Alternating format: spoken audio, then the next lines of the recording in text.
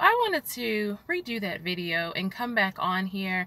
I wanted to talk about a subject that really impacted me today while I was at work listening to a very helpful sermon, and it's called Shifts and Adjustments. It was done by Pastor Toure Roberts of One Church on April 8th, so definitely check that out if you get a chance. No, they are not connected to me or paying me to promo or anything like that. I just like to talk about things that impact me or that are near and dear to my heart.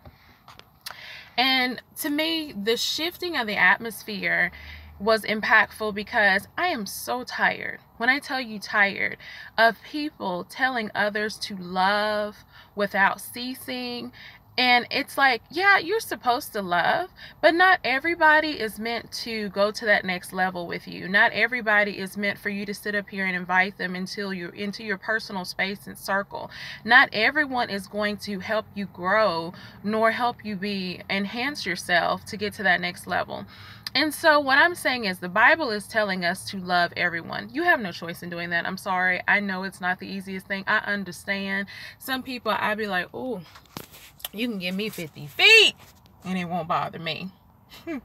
But we do have to love, even if it's from a distance. But what we don't have to do is include everyone in our inner circle. We don't have to tell everybody our business. The Bible also talks about guarding your heart, because out of the heart flows the issues of life.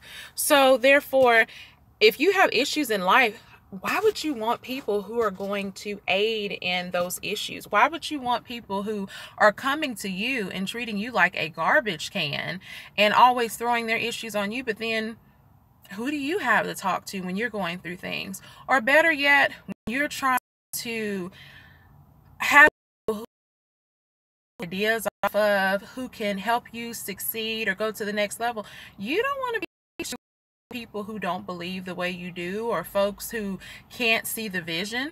So I think it's important to love, but I think never be ashamed of categorizing people. I love to tell you, don't have a particular issue. How to God's system in order to move to the next step. And that's say things highly than you ought about yourself. But mainly composed of a purpose. In order for you to continue to fulfill that purpose, there's different levels to it. And with those levels, you should be able to have support, be able to find comfort, and most importantly, you have got to find peace. Because guess what? As it mentioned in Pastor Toure's word, you are going to have stress. Well, guess what? Stress is going to be caused because you don't have order, and people who are not there to take you to the next level can get you out of order. Trust me. You'll be sitting up here focused on some foolishness and the enemy is all excited while you're distracted from really being focused on something that needs your actual and immediate attention. So what I'm telling you is love, but take your brain with you. Have wisdom as you love. Know how to categorize things. And communicate. I know personally I've communicated with individuals, and if it's to the point where it's still, I guess, they're not fulfilling that need, because everybody has needs, let's be honest, in regards to friendships, connections, even from the idea of God placing a mate in our lives. If they aren't capable of meeting the need, and not a need that you personally created, but what God has placed on your heart, and you are feeling empty or unfulfilled, you don't have to deal with that. If being connected to somebody is more stressful than being a help, you don't have to deal with that. So I think it's important that people do not feel ashamed of how they feel about whether or not they're intimately connected with these individuals. Some people are just meant for you to witness to and call it a day. Sometimes you're not going to have these long-suffering, long-term relationships. And I'm personally, honestly tired of people putting everybody in a long-suffering category, or using and abusing somebody's strength in order to help their weakness, but they don't want to help nobody else. How does that work? And so when the person is not wanting to deal with you anymore, you don't understand it. Well, boo, you reap what you sow. How can you sit up there and want everybody to be there for you, but you're never there for anybody else, nor are you trying to understand, and you're coming off from a judgmental perspective. So, and do not take that judgmental perspective out of context. We are supposed to judge a fruit by what it's producing. So a tree, by the fruit it produces. So don't hit me with, we're not supposed to judge people. No, it's called evaluation. It's called putting things in perspective.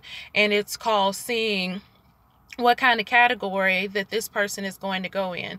Don't be afraid to sit up here and realize, okay, well, this person is not going to help me go to the next level, or this person is going to help me go to the next level, and you might have to adjust yourself in order for you to be accommodating and the individual to be accommodating. But I want people to be free, honey, free your mind of having to feel like I got to deal with all these people and it's not getting me anywhere. Well, guess why? Because God has put certain people in your life who are going to take you to the next level, and the enemy will put some people in your life that show and prove themselves as being distractions. And we have to pray for wisdom to know the difference between the two and go from there. So love people, but sometimes you have to love them in a specific way, be it from a distance, being, hey, how you doing? Because we don't have to be ugly and not speak or whatever. But you also don't have to sit up here and be like, oh girl, come over, let's cook, let's do, what I'm saying? Because I'm being facetious, but in all truthfulness, there is a point in time where you do have to classify people and put them in a certain box. And that's where the expectation is taken away. Because, okay, say, for instance, a person is not capable of loving you a certain way. Okay, well, that's not to say you have to necessarily cut them off. Now, sometimes you do because they can be toxic. But you can love from a distance. You can say, okay, this person is not, for example, suitable and helping me hash out my objectives for my goals, but they can be that person that I can laugh and joke with, or I can speak to and say hello at work, even though I might not invite them into my personal space. So I want to say, stay encouraged. Listen to the Holy Spirit. The Holy Spirit will often warn you about individuals and people, or will often guide you to people. And also learn to be an encouragement, just like you want other people to encourage you. It can't be a lopsided thing, because everybody gets tired of that. All right, deuces. Talk to you guys later. Bye.